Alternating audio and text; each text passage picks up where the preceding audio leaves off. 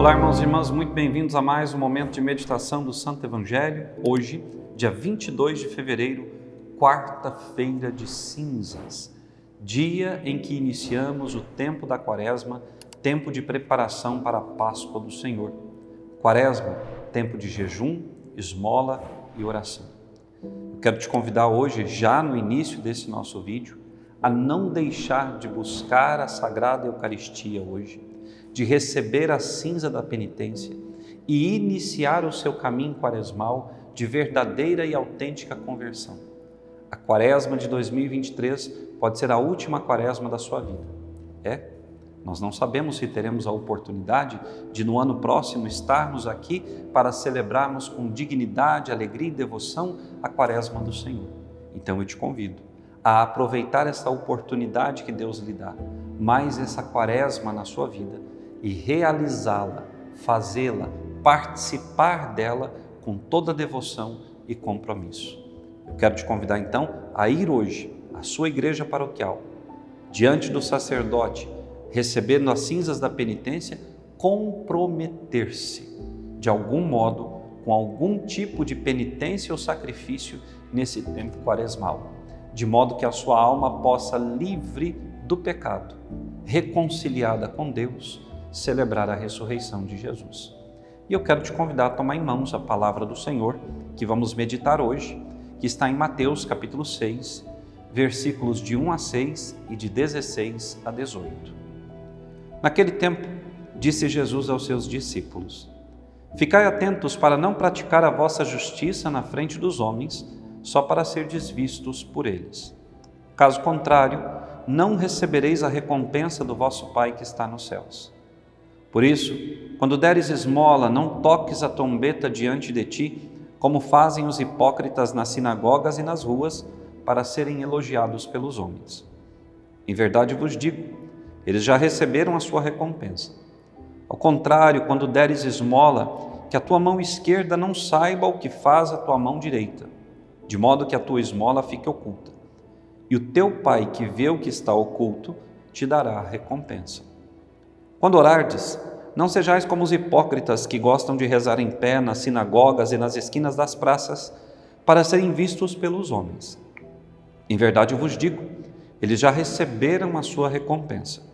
Ao contrário, quando tu orares, entra no teu quarto, fecha a porta e reza ao teu Pai que está oculto. E o teu Pai que vê o que está escondido te dará a recompensa.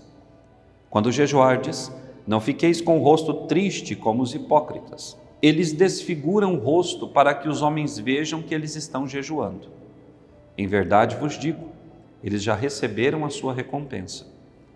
Tu, porém, quando jejuares, perfuma a cabeça e lava o rosto, para que os homens não vejam que tu estás jejuando, mas somente teu Pai que está oculto.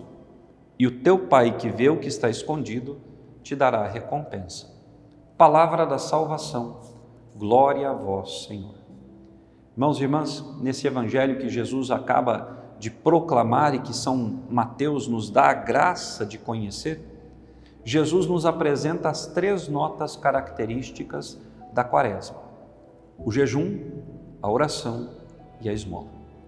O jejum, a prática da mortificação, o privar-se do alimento físico, privar o corpo da satisfação do alimento e permitir que a fome possa nos ajudar a dobrar o nosso espírito, muitas vezes rebelde e inclinado às coisas da carne.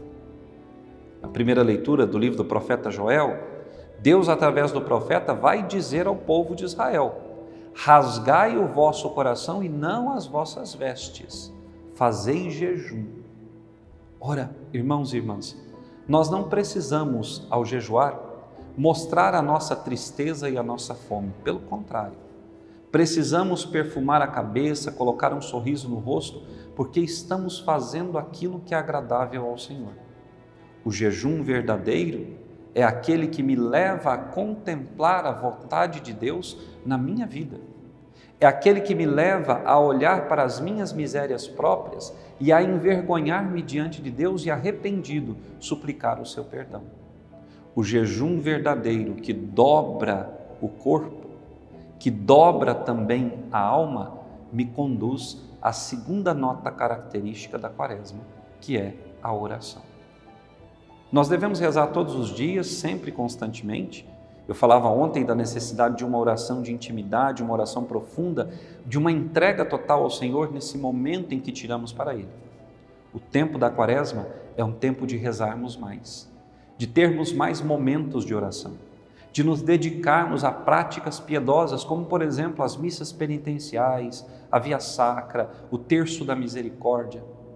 Nós devemos entrar em sintonia profunda com o Senhor, para que com o Senhor nós possamos vivenciar toda a Semana Santa, sua paixão, morte e nos alegrarmos com a sua ressurreição.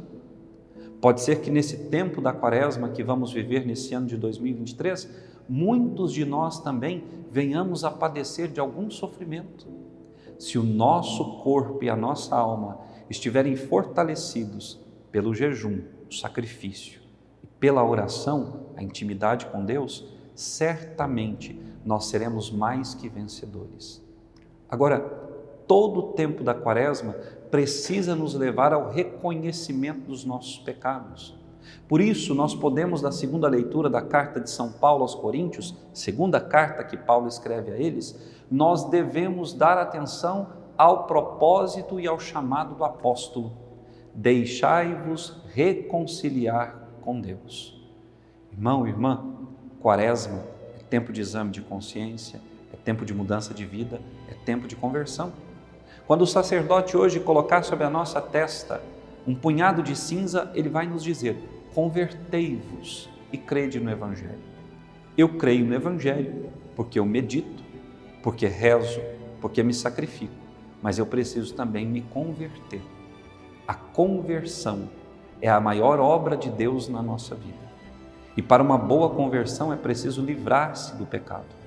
Por isso, uma boa confissão sacramental você deverá fazer nessa Quaresma. A Igreja nos pede que ao menos uma vez por ano nós nos confessemos pela Páscoa da Ressurreição. Dizer que ao menos uma vez não quer dizer que eu tenha que esperar apenas essa oportunidade para a confissão. A confissão deve ser uma prática cotidiana das nossas vidas, no nosso dia a dia cristão.